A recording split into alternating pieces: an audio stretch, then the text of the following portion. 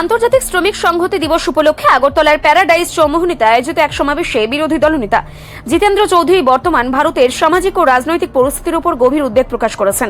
তার ভাষণের মূল কেন্দ্রবিন্দু ছিল দেশে বিরাজমান বিভাজনের রাজনীতি এবং সাংবিধানিক কাঠামোর ক্ষয়িষ্ণু দশা।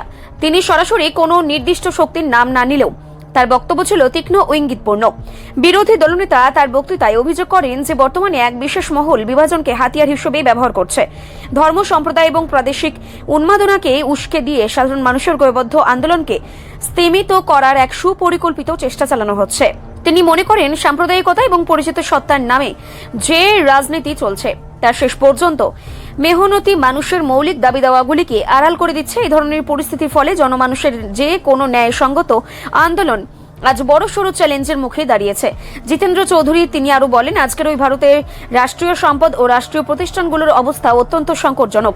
তিনি বর্তমানে প্রেক্ষাপটে শ্রম আইনের পরিবর্তনের বিষয়টি তুলে ধরেন। তার মতে আমাদের দেশের প্রচলিত অনেক আইনই ব্রিটিশ আমলের ধারাবাহিকতা থেকে এসেছে। শ্রম আইন, সিআরপিসি, আইপিসি কিংবা বন আইন, এই সমস্ত কিছুই সেই পুরনো আইন কাঠামোর উপর ভিত্তি করে তৈরি। এমনকি বিধানসভা এবং আদালতের মতো গুরুত্বপূর্ণ প্রতিষ্ঠানগুলোতেও এই একই ঐতিহ্যের উত্তরাধিকার বহন করছে। স্বাধীনতার পর ভারতীয় বাস্তবতার সঙ্গে সঙ্গতি রেখে এই আইনগুলো কিছু পরিবর্তন ও সংশোধন আনা হলেও এর মূল কাঠামোটি এখন অপরিবর্তিত হয়ে রয়েছে। বক্তব্যের শেষ দিকে তিনি শ্রমিকদের দীর্ঘ লড়াইয়ের ইতিহাস স্মরণ করিয়ে দেন। তিনি উল্লেখ করেন যে শ্রমিকদের অধিকার আদায়ের যে সংগ্রাম কয়েক দশক আগে শুরু হয়েছিল, আজ তা কঠিন সন্ধিক্ষণে দাঁড়িয়েছে।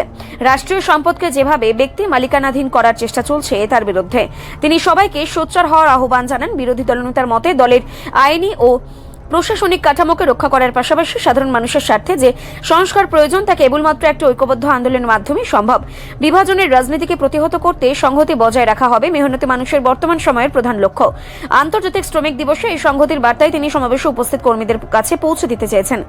কর্মসূচিতে উপস্থিত ছিলেন রাজ্যের প্রাক্তন মুখ্যমন্ত্রী মানিক সরকার, শ্রমিক নেতা শঙ্কর প্রসাদ দত্ত, মানিক দে সহ অন্যান্যরা।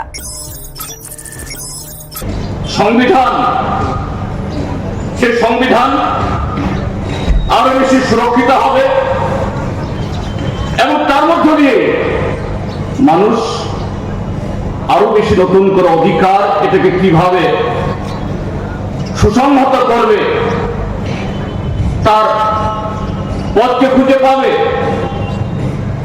কিন্তু আমাদের দেশের বর্তমান সরকার আন্তর্জাতিক ক্ষেত্রে যারা আছে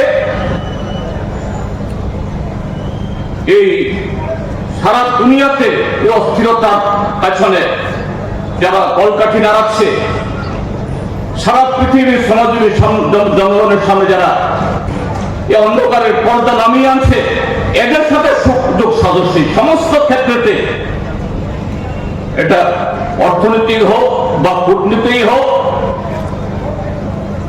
বা জাতীয় ক্ষেত্রেতে বিভিন্ন নীতি গ্রহণের ক্ষেত্রে হোক, তাদের সাথে এক কাট্টা হয়ে দাঁত ছাড়া গেলে আমাদের দেশে সেই স্কিমগুলো সেখানে চালাচ্ছে। এই জায়গায় অবশ্যই সারা পৃথিবীর সাথে আমাদের দেশেও শ্রমজীবী অংশের মানুষ এবং এই শ্রমজীবী অংশের মানুষের সবচেয়ে নিকটতম সাথী, নেতৃত্ব বা আত্মীয় বা পথ প্রদর্শক এই দেশের ট্রেড ইউনিয়ন এবং তার মধ্যে সিআইটিউ।